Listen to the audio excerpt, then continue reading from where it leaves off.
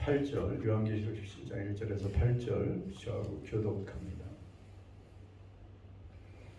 또 일곱 대접을 가진 일곱 천사 중 하나가 와서 내게 말하여 이르되 이리로 오라. 많은 무리에 앉은 큰 음녀가 받을 심판을 내게 보이리라. 땅의 용들도 그와 더불어 운행하였고 땅에 사는 자들도 그 명예는 포도주에 취하였다 하더라고. 곧 성령으로 나를 데리고 광야로 가니라. 내가 보니 여자가 붉은 빛 짐승을 탔는데 그 짐승의 몸에 하나님을 모독하는 이름들이 가득하고 일곱 머리와 열 뿔이 있으며 그 여자는 자주빛과 붉은빛 옷을 입고 금과 보석과 진주로 꾸미고 손에 금잔을 가졌는데 가증한 물건과 그의 은행에 더러운 것들이 가득하더라. 그의 이마에 이름이 기록되었으니 비밀이라. 큰 바벨론이라. 땅의 음녀들과 가증한 것들의 어미라 하였더라. 또 내가 보매 이 여자가 성도들의 피와 예수의 증인들의 피에 취하더라. 내가 그 여자를 보고 놀랍게 여기고 크고 놀랍게 여기니 천사가 이르되 왜 놀랍게 여기느냐. 내가 그 여자와 그가 탄 일곱 머리와 열 뿔 가진 짐승의 비밀을 내게 이르리라. 내가 본 짐승은 전에 있었다가 지금은 없으나 장차 무적행으로부터 올라와 멸망으로 들어갈 자니 땅에 사는 자들이 창세 이후로 그 이름이 생명책에 기록되지 못한 자들이 지금은 없으나 장차 나올 짐승을 보고 놀랍게 여기리라.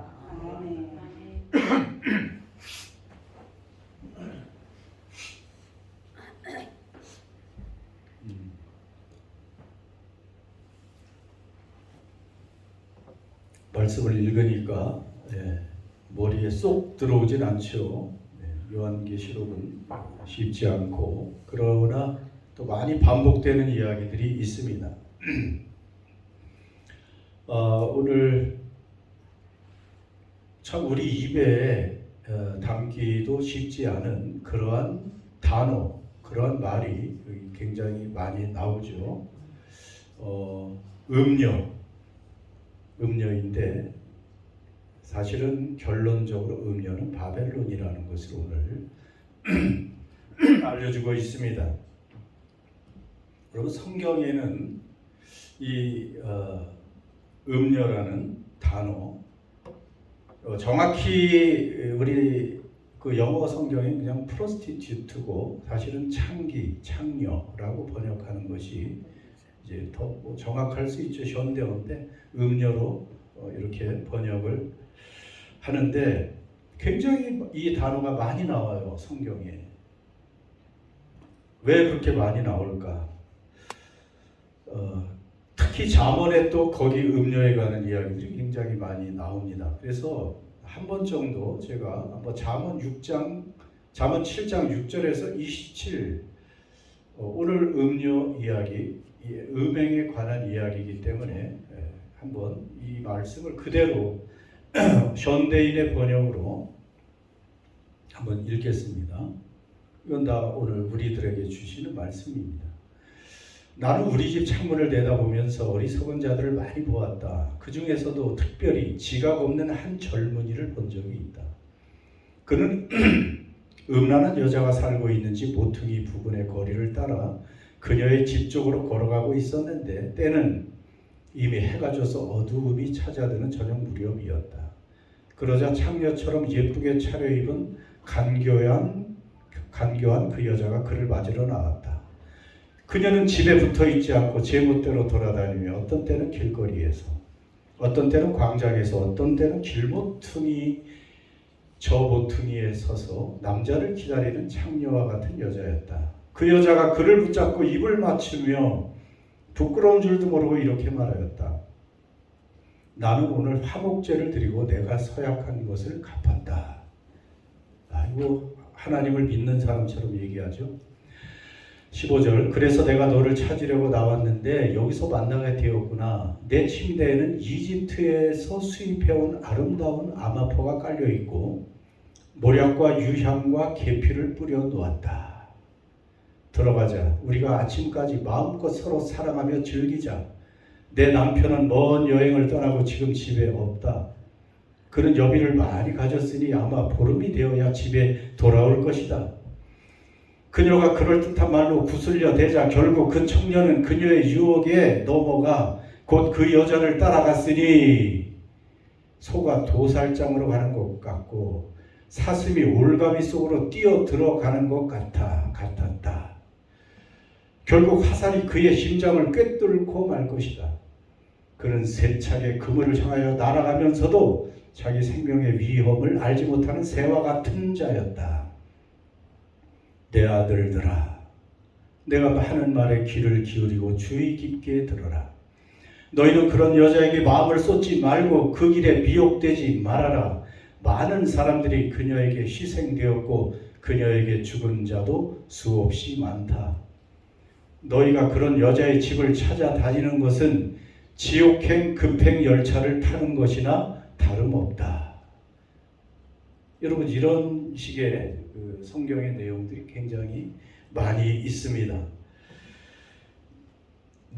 남자들에게만 주는 말씀이 아니죠. 여자들에게도 해당되는 그런 말씀입니다. 그 마지막에 이런 자의 집을 찾아다니는 것은 지옥행 급행 열차를 타는 것이나 다름없다. 영어 성경도 비슷해요. Highway to the grave. 무덤으로 가는 고속도로에 올라타는 것과 같다는 거예요. 자, 이것은 물론 도덕적인 타락, 이것을 심판하시는다는 뜻도 되지만 왜 하나님께서 이렇게 계속 이런 구약 읽어보잖아요. 신약도 마찬가지고 왜 음행, 음녀, 간음 이런 것에 대해서 강조하는데 그것은 도덕적인 타락일 뿐 아니고 사실 영적인 타락을 어찌 보면 더 강하게 경고하시는 거예요. 영적인 음행, 그것을 심판하신다는 의미예요. 사실은 성경에서 말하는 그런 이야기는 물론 당연히 저 부도덕한 행위를 하는 남자나 여자들도 하나님이 심판하시지만 그러나 영적인 음행, 하나님을 떠나서 우리가 사랑해야 되고 섬겨야 되고 순종해야 될 그 하나님을 떠나서 더 다른 것을 사랑하고 다른 것을 따라가고 다른 것을 섬기고 쫓아가는 마음을 뺏기는 여러분 그런 일이 음행이라는 것을 성경은 그렇게 규정하고 있습니다. 그래서 하나님의 사랑과 은혜를 받은 우리가 지금 하나님을 정말 사랑하고 있습니까? 그것을 계속 질문하는 거예요. 얼마나 우리를 사랑하는 그 하나님을 또 우리도 사랑하고 생각하며 살고 있습니까? 지금 여러분의 마음이, 우리의 마음이 어디에 있습니까? 어디를 향하고 있습니까? 하는 것입니다. 오늘 요한계시록 17장 여기에 대한 대답일 수 있죠. 자, 7대죠. 이제 마지막 재앙이라고 했어요. 그 중에 천사 하나가 이리로 와라. 사도 요한을 부릅니다. 무엇을 보여줍니까? 많은 무리에 앉은 큰 음녀가 받을 심판을 내게 보이리라. 이제 마지막에 그 음행을 하고 음행을 유도했던 그 창기가 드디어 심판을 받는 그 장면을 보여준다는 것입니다. 그런데 그 음녀가 어디에 앉아 있습니까? 이제 음녀의 정체를 좀 알아야 되죠. 어디에 앉아 있어요? 예, 물인데 많은 무리에 앉아 있다. 무리에 앉아 있다는 게 무슨 뜻인가? 우리가 고민을 할까봐 하나님께서 알려주십니다. 내가 본 바 음녀가 앉아 있는 물은 뭐라고요? 백성과 무리와 열국과 방언들이니라.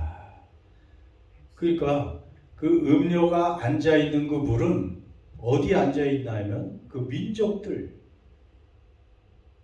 그리고 많은 무리, multitudes, 많은 무리, 그리고 열국, 많은 나라들, 뭐 랭귀지, 방언들이니까 여러 언어를 쓰는 그것도 뭐 여러 민족들이, 그러니까 여러 나라, 여러 민족, 수많은 사람들 위에 앉아 있는 것이 바로 음녀라고 말하고 있습니다. 그러니까 어떤 특정한 지역이 아니라 전 세계 위에 앉아 있는데 계속해서 그 정체를 알려주고 있습니다. 음녀가 누구인지. 그의 이마에, 정확히 그녀의 음녀의 이마에 이름이 기록되었는데 비밀이라. 그리고 뭐예요? 알려주시죠? 큰 바벨론이라. 땅의 음녀들과 가증한 것들의 어미라. 여러분 그 이마에 이미 저런 신분증을 가지고 있는 거예요. 음녀의 신분이 뭐라고요? 비밀인데, 이제 비밀은 우리가 잘 모르니까 이제 하나님이 가르쳐 주신다는 의미고 이미 알려주잖아요. 그런데 뭐라고요? 큰 바벨론이다. 이 바벨론이라는 게 중요합니다. 예. 바벨론이라는 것입니다. 음녀는 바벨론이다. 여러분 바벨론은 뭐예요? 저 사도 요한이 요한계시록을 쓸 때는 바벨론은 벌써 망한 나라고, 그때 로마 시대란 말이죠. 바벨론은 실제 도시를 말하는 것이 아니고 로마 제국, 당시 로마 제국을 포함해서 모든 시대에 하나님을 대적하는 세상의 큰 문명을 이야기하는 것입니다. 헷갈리죠? 아직도 더 선명하지 않습니다. 그런데 17장 3절에 보면 또 여자가 무엇을 탔어요? 내가 보니 여자가, 그 음녀가 붉은빛 짐승을 타고 있다. 예, 또 하나 힌트를 주십니다. 붉은빛 짐승을 타고 있대. 또 여자가 짐승을 타고 있어. 짐승의 몸에는 하나님을 모독하는 이름들이 가득하고 7머리 10뿔. 근데 우리가 알잖아요. 그 머리가 7개고 뿔이 10개가 있고 10왕관을 쓴 짐승. 그 짐승의 정체가 누구라고 그랬어요? 그 짐승의 정체는, 짐승은 그 뿔과 그 다니엘서에 나오잖아요. 표범 같고 사자 같고 곰 같고, 그거는 대제국을 말하는 거예요. 나라들. 뭐 그때부터 아시리아, 바벨론, 페르시아, 그 다음에 로마, 뭐 그 위에 일어나는 계속 그런 대제국들. 그러니까 굉장히 지금 이게 상징적인 거예요. 진짜 어떤 여자가 큰 이상한 붉은빛 짐승을 타고 전쟁을 하고 이런 상황이 아닌 것을 성경 전체를 통해서 풀어보면 그렇게 나오는 거예요. 그 짐승은 하나님을 대적하는 정치 권력, 국가 권력, 세속적인 통치 체제를 이야기하는 것입니다. 그 짐승을, 그 세상의 권세, 권력, 정치나 경제적인 그 권력을 가진 그 제국을 타고 있다. 여자는 타고 있어요. 그러니까 그게 또 무슨 의미일까? 여러분, 그저 예를 들어서 로마나 미국, 바벨론 이런 나라들이 그냥 칼과 무력으로만 세계를 정복하는 게 아니에요. 그것만 가지고 지배할 사람의 마음을 사로잡는 어떤 사상, 어떤 문화, 어떤 가치관, 이런 것들이 있어야 여러 나라들을 지배할 수가 있죠. 로마를 예를 들어볼까요? 여러분, 로마가 그 지중해 연안 세계를 지배하고 다스렸잖아요. 얼마나 대단했습니까? 모든 나라는 로마로 통한다 할 정도로 팍스 로마라는 말이 생길 정도예요. 로마의 평화, 그게 팍스 로마인데, 물론 로마는 굉장히 그 군사 조직이 강해서 모든 나라들을 그 군사적인 힘으로 무력으로 점령을 처음에는 했죠. 그러나 그것만 가지고 사람들, 세상 나라들을 통치한 게 아니에요. 로마는 사람들이 동경하는 문화를 가지고 있었어요. 문화를. 그 많은 다른 나라 사람들도 로마 시민권을 다 가지고 싶어 할 정도로 그 로마 시민권 그 당시 가지면 대단했던 거예요. 왜 그렇게 로마 시민권을 가지고 있었습니까? 물론 로마 시민은 큰 특권을 누릴 수가 있죠. 큰 특권을 누립니다. 뭐 불체포 특권도 있고 뭐 엄청난 특권이 있어요. 로마의 그 건축 얼마나 대단합니까? 로마가 지금 닦아놓은 도로는 지금도 멀쩡할 정도로 그렇게 견고하게 그 토목 기술도 발달했고 그 건축 문화 그 다음에 그 뭐 쾌락을 주는 그 오락을 주는 뭐 공연장, 경기장 이런 것들 지금도 뭐 콜로세움 원형 경기장 그리고 중동이나 아프리카 뭐 북아프리카 이런 쪽에 가면 여전히 터키 지방을 가도 모든 곳곳에 그 원형 극장이 지금도 잘 그 모습을 간직한 채 남아 있습니다. 그러니까 그렇게 로마라는 거대한 제국은 그 힘만 가지고 되는 게 아니야. 그 자기들의 우월한 문화를 이렇게 세상에 펼치면서 자발적으로 로마의 그 정신에 그런 문화에 그런 가치관에 종속하게 만드는 것이죠. 여러분 미국도 마찬가지예요. 지금 최근까지도 미국이 전 세계에 가장 큰 영향을 끼치고 있고 지금도 많이 힘이 빠지긴 했지만 군사력과 경제력만 가지고 미국이 세상을 지배한 게 아니지 않습니까? 헐리우드 영화 그거 모든 나라 사람들이 벌써 70년대부터 그 영화에 빠져들고 미국의 팝송 거기에 다 빠져들고 코카콜라, 맥도날드 이런 것은 세상에 이제 모든 나라 사람들이 다 먹고 마시는 그냥 하나의 생활 방식 문화가 되는 거예요. 그리고 아메리칸 드림 거기 가면 풍요를 얻고 자유를 얻고 성공한다 하는 이런 꿈 이런 것 정신적인 어떤 문화나 가치관이 있어야 세상을 지배하게 돼 있는 거예요. 그래서 바로 이렇게 이 음료가 바벨론이라는 짐승을 타고 그렇게 세상을 지금 지배하고 있는 것을 알려주고 있죠. 그러니까 짐승은 세상의 권력을 상징하고 음료는 권력과 결탁해서 사람들의 마음을 미혹하는 그 세상적인 세속적인 문화와 가치관 사상, 이념 이런 것들을 의미하는 것입니다. 그래서 결국은 하나님보다 무엇을 사랑하게 해요? 그렇죠. 돈이나 성공, 쾌락 이런 것들을 더 사랑하고 우선순위에 두는 그러한 가치관, 그러한 문화를 만들고 사람들은 자기도 모르게 거기에 빠져들어 가는 것이에요. 그러다 보면 하나님이 멀어지는 것이죠. 하나님이 멀어지는 것입니다.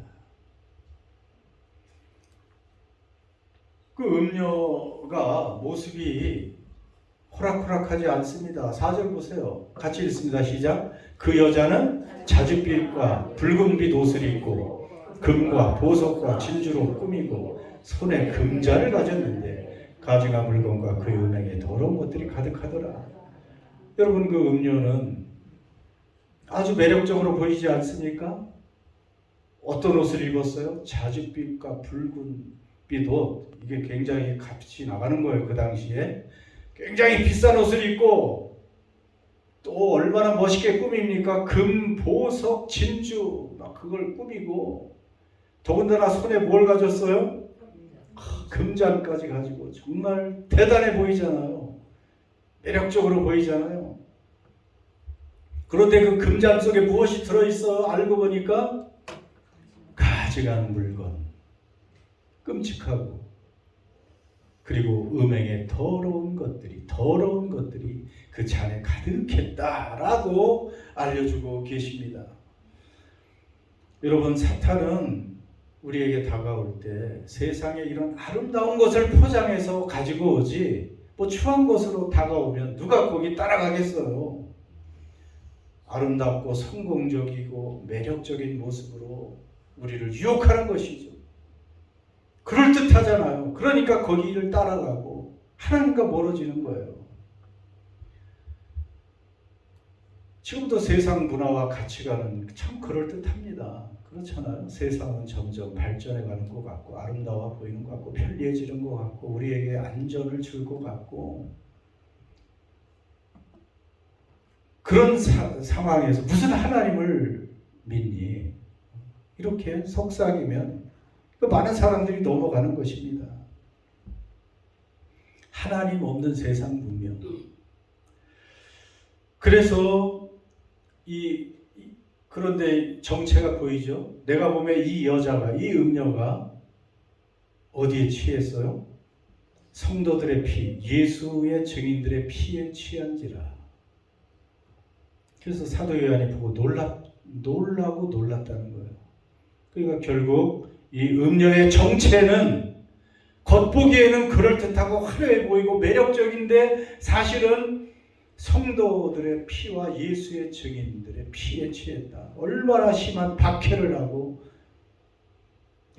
하나님을 모독하고, 아까 온갖 하나님을 모독하는 그 단어들이 그 짐승에 가득 차 있다고 했잖아요. 얼마나 교회와 성도들을 박해하는 세력이라는 것을 알려줍니다.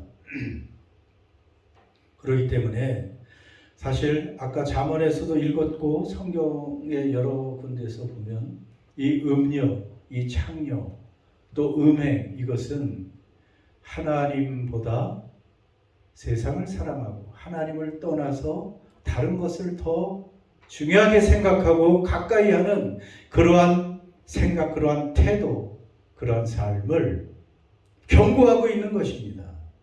영적 음행을 경고하는 거예요. 여러분, 세상의 문화 가치관 지금도 여전히 말하잖아요. 돈을 사랑해라. 돈을 사랑해라. 돈이 최고다. 돈이 있어야 살지 않니? 그러나 돈으로 가장 중요한 것은 살 수가 없다는 것을 명심해야 되잖아요. 가장 중요한 건 돈으로 살 수가 없어요. 우리의 죽음을 해결해 줄 수도 없고, 그건 수천 조를 들여도 우리의 죽음이 영생으로 옮겨질 수가 없어요. 우리의 죄를 씻을 수가 없어요. 우리에게 그래서 참된 평화와 만족과 행복을 줄 수가 없는 것입니다. 성공을 사랑해라. 성공해야지. 뭐가 성공인가? 그런 가장 중요한 것을 우리에게 가져다 줄 수 없는 돈이 많은 것, 그게 성공이 아니잖아. 쾌락을 사랑해라. 인생을 즐겨라. 먹고 마셔라. 그것은 소망이 없는 사람들은 맞아요. 그냥 이 육신이 죽음으로 모든 것이 끝나는 사람이 그냥 먹고 마시고 즐겨야지. 그런 사람들은 의미가 없어. 그렇지 않으면 죽음으로 다 끝나는데 절제하거나 그렇게 도덕적으로 열심히 살 필요도 없잖아요. 그러나 우리는 영생이 있고 하나님 앞에 심판이 있고 상급이 있고 그 더 좋은 영원한 나라, 이 짧은 인생 그것을 판단할 수 있는 지혜가 있으니까 절제할 수 있는 것이죠. 여러분, 그래서 물론 이 땅을 살아갈 때 우리에게 돈도 필요하죠. 집도 필요하고요. 차도 필요하고요. 적당히 쉬고 즐기는 거 필요합니다. 그런 거 하지 말라는 게 아니잖아요. 문제는 하나님보다도 그런 것들을 우선순위에 앞에 놓고 더 중요하게 생각한다는 것이죠. 그런 것들 때문에 하나님과 멀어지면 그것이 바로 음행이 되고 심판의 대상이 된다는 것입니다. 그래서 그 음행의 끝은 무엇입니까? 내가 본 짐승은 전에 있었다가 지금은 못쓰나 장차 무저갱으로 올라와서 어디로 들어가요?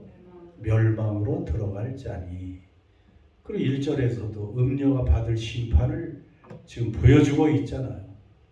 다음 시간에 또 계속해서 나옵니다. 멸망입니다. 바벨론과 그 음녀는 강해 보이고 영원할 것처럼 보이지만 끝이 정해져 있습니다. 멸망으로 들어갈 자다. 그런데 생명책에 기록되지 못한 자들은 그 짐승을 보고 놀랍게 여겼다는 것은 여기서 감탄한다는 뜻이에요. 그래서 따라간다는 뜻입니다. 속는다는 뜻입니다. 그 짐승과 음녀의 그 매혹적인 모습을 보고 놀라고 감탄하고 속고 따라간다는 뜻이에요. 멸망으로 끝나는데도 여러분 우리는 속지 말아야 됩니다. 어제도 그 책을 읽어보니까 그런 얘기가 있습니다. 우리가 죽으면 이제 무덤에 들어가는데 무덤에도 따라오지 못할 것들을 우리가 지금 사랑한다는 것이죠. 무덤에 우리의 차가 따라옵니까? 우리의 집이 따라옵니까? 우리 통장의 잔고가 우리의 무덤에 따라옵니까? 아무것도 무덤까지도 동행하지 못해요. 그러나 우리 성도들은 따라가죠. 무덤까지는. 그리고 영원까지 같이 살아요. 우리 주님은 그 무덤에도 무덤 너머에도 영원히 우리와 동행하시는 그런 분이십니다. 그러니까 우리가 누구를 따라가야 되고 누구를 사랑해야 되고 누구를 섬겨야 되고 무엇에 우리의 마음을 쏟고 살아야 될지를 알려주는 것입니다.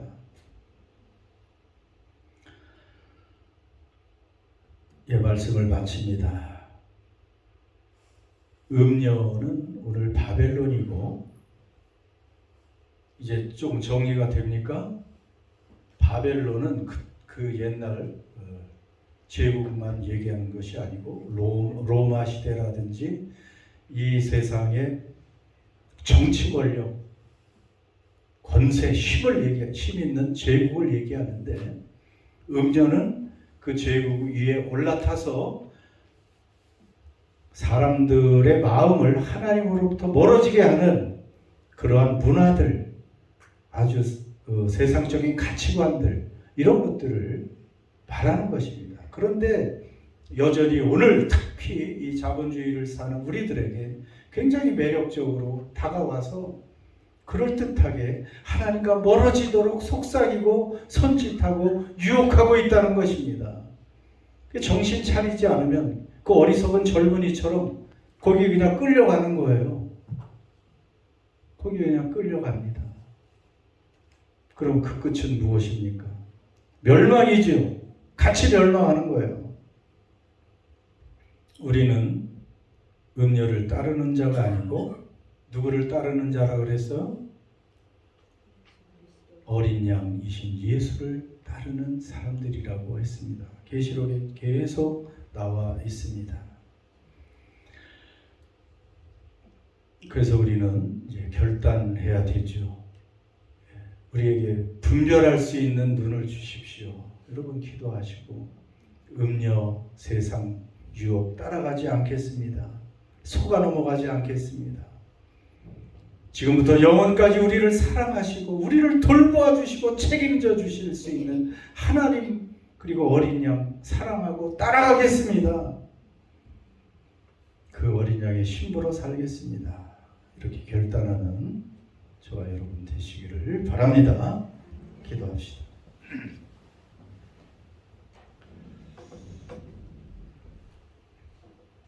여러분,